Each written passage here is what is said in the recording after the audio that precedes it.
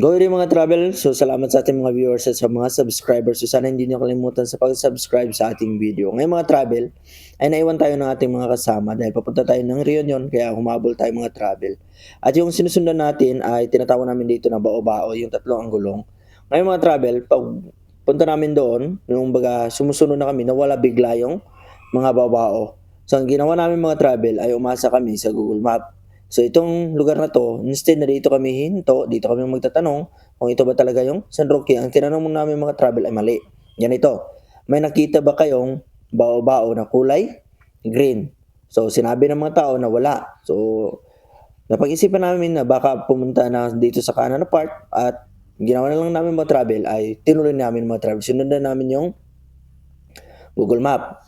Ngayon mga travel, ang problema ay ganito. Napakatarik nitong daan na to. Mula doon sa baba hanggang doon sa Toktok mga travel, halos nasa segunda, primera lang yung takbuhan na natin mga travel dahil napakatarik nito. At yung ating motor ay napasabak ng wala sa oras at may backride tayo ng dalawa. Kung kaya kayo ay isang dayo lang, kumbaga may dala kayong mga sasakyan, ay medyo delikado dito mga travel, ay napakatarik.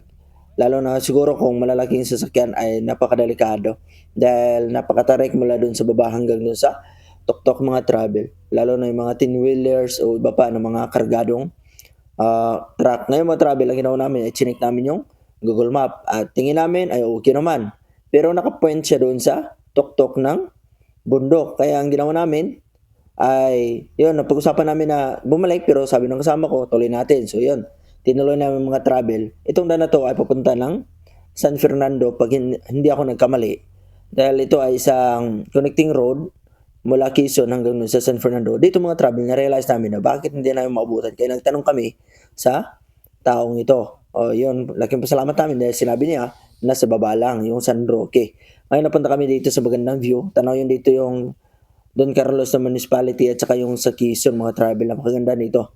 Hindi lang masyadong kita sa camera pero pag nasa personal kayo mga travel, nako, anti-stress. Kumbaga, mawala yung mga pagod nyo sa buhay mga travel. So ngayon, bumalik tayo mga travel dun sa baba dahil yun yung sinabi ng tao. Yung San Roque na tinuro ng Google Map ay hindi yon ang totoong mga travel. Kaya yun, naniwala tayo sa tao, hindi sa Google Maps. Since nasa bundok tayo, kaya mahirapan tayo dito mga travel. At ngayon, ito yung nakita kong poste na iwan ko.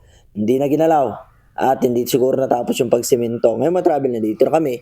Pero nag-aalangan kami mga travel. Kaya bumalik kami doon sa itaas. Doon sa may mga maraming bahay. So nagtanong kami dito kay nanay mga travel kung saan yung San Roque. Sabi niya, ito. Ito na yung San Roque, yung kinatatuyan ninyo. At tinanong namin yung covered court kung saan pwede mag-reunion ng mga isang grupo. So dito yung sinabi niya, pa kanan lang. Para maging sigurado ay nagtanong kami ulit dito kay tatay. Kaya salamat at tinuro niya yung tamang daan mga travel. So huwag tayong mag-alangan kung sakali man tayo ay feeling natin ay naliligaw na tayo mga travel. Magtanong tayo dahil yung mga tao talaga ay tumuturo yan. Pero mag-ingat lang dahil may iba naliligaw ka sa kung saan yung kanilang tinuturo mga travel. Dito, instead na pakaliwa tayo mga travel ay diretso tayo sa kanan. Kaya yon, feeling ko mukhang malabo na to. Mukhang mapupunta kami sa gubat. Kaya mga travel ay maneuver tayo. Ayun, ginawa natin maneuver. Tapos balik sa kung saan tayo na nanggaling. Tapos tanong tayo ulit. At sinabi ng tao na napagtanong namin ay nasa likod lang nila.